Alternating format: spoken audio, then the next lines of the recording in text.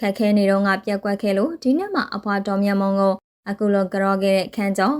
ပရိသတ်များအလုံးပဲမင်္ဂလာပါရှင်ခန်းကျော်ကမင်းသမီးကြီးအဖွာတော်မြတ်မုံရဲ့မြေအဖြစ်ပရိသတ်တွေကအတိမတ်ပြုရင်အနုပညာလောကတွေကိုရောက်လာခဲ့တာပါအဖွာတော်မြတ်မုံကလည်းခန်းကျော်ကိုဆိုရင်အရန်ကိုချစ်တာပါအခုလက်ရှိမှာအဖွာတော်မြတ်မုံကအသက်အတော်လေးကိုကြီးနေပြီဖြစ်တယ်လို့နေထိုင်ရေးလည်းအရန်ကြီးအဆင်မပြေပါဘူးချမ်းသာတဲ့မိသားစုလည်းမဟုတ်တာမို့အဆင်ပြေအောင်နေထိုင်နေရတာပါ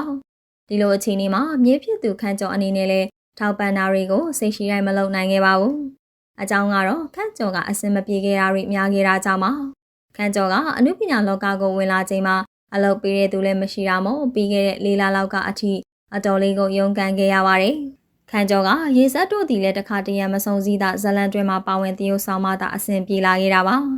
ခန်းကျော်ကအဆင်ပြေလာချိန်မှာသူပထမဆုံးတတိယရာကမိဘနဲ့အဖွာတော်မြတ်မွန်ဖြစ်ပါတယ်။အရင်တုန်းကခက်ခဲလို့မိဘကိုတော့မနေထောက်ပံ့နေခဲ့ရတာပါ။အဖွာဖြစ်သူကိုလည်းငွေမထောက်ပံ့နိုင်လို့အိမ်အောင်မသွားပါဘူး။အိမ်သွားပြီဆိုလက်ပလာနဲ့မသွားကျင်တာကြောင့်မသွားပြတာဖြစ်ပါတယ်။တချို့ကတော့ခန်းကျော်ကအဖွာကိုပြစ်ထားတယ်လို့ထင်ကြတာပါ။တကယ်တော့ခန်းကျော်စိတ်ထဲမှာအဖွာကအမြဲလိုရှိပြီးသားဖြစ်ပါတယ်။ဒါကြောင့်မို့လေအလုပ်တွေအဆင်ပြေလာချိန်မှာအဖွာကိုတတိယကငွေထောက်ပံ့ခဲ့ပါတယ်။ခန်းကျော်ကရန်ဘဲအသေးစားလေးအဖြစ်အတိမတ်အပြုခံခဲ့ရသလိုဒီလပိုင်းမှာဝင်ငွေအတော်လေးကိုကောင်းခဲ့ပါတယ်။ကြောင်ညာတွေလည်းစတိုက်ရသလိုပွဲတွေလည်းတောက်လျှောက်တက်ရပါတယ်။ဒါကြောင့်မို့ငွေစုမိကသူကဝရပြုခြင်းသူအလုံးကိုကဝရပြုခွင့်ရခဲ့ပါတယ်။ပြီးခဲ့တဲ့နှစ်ကသတင်းကြိုအချိန်မှာခန်းကျော်ကဘယ်သူမှမကြောနိုင်ခဲ့ပါဘူး။ခန်းကျော်ကအဖွားကိုလည်းကြောခွင့်မရခဲ့တာကြောင့်ပါ။ဒီနေ့မှာတော့ခန်းကျော်ကသတင်းကြိုမှာအဖွားကိုမုတ်ချင်းကြီးနဲ့ရောငွေသားနဲ့ပါကြောခဲ့ပါတယ်။အရင်ကမကြောနိုင်ခဲ့ပေမယ့်ဒီနေ့မှာကြောနိုင်ခဲ့လို့အရန်ကိုပျော်ရွှင်ဝမ်းသာနေခဲ့တာဖြစ်ပါတယ်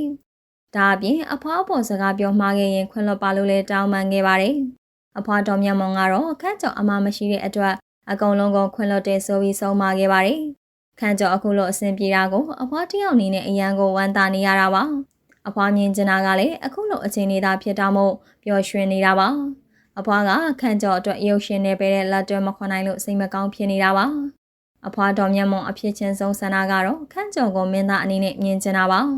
မင်းသားအဖြစ်တရုပ်ဆောင်တာကိုမြင်ရတဲ့အချိန်ထိအသက်ရှည်ခြင်းသေးတယ်လို့အဖွားတော်မြတ်မွန်ကသူ့ဆန္ဒကိုပြောခဲ့ပါတယ်ခန့်ကျော်ကလည်းအဖွားမြင်ချင်တယ်လို့မင်းသားဖြစ်အောင်ကြိုးစားပြချင်တာဖြစ်ပါတယ်အဖွားတော်မြတ်မွန်ရဲ့ဆန္ဒကိုတစ်ဖက်တစ်လမ်းကနေဖြည့်ဆည်းပေးချင်တာကြောင့်ပါဒါအပြင်အဖွားနဲ့အတူကြောင်ညာတွေလည်းအတူရိုက်ခဲ့ပါသေးတယ်အဖွားကနောက်ဆိုရင်အိယာတွေကနေမထားနိုင်လောက်တဲ့အထိဖြစ်သွားနိုင်တာမို့ကျမနေတော့မှအနုပညာပုံရိပ်တွေအတူဖန်တီးခွင့်ရလို့လေခန့်ကျော်ကအတိုင်းမသိဝမ်းသာနေတာဖြစ်ပါတယ်ခန့်ကျော်ကဒီနေ့မှမိခင်နဲ့ညီမလေးကိုလည်းသူအတန်းတိုင်းဆုံးထောက်ပံ့ပေးခဲ့ပါတယ်ပရိသတ်ကြီးတို့ရောခန့်ကျော်အပေါ်ဘယ်လိုမျိုးမြင်မိလဲဆိုတာကောမန့်မှာရေးခဲ့ကြပါအောင်ရှင်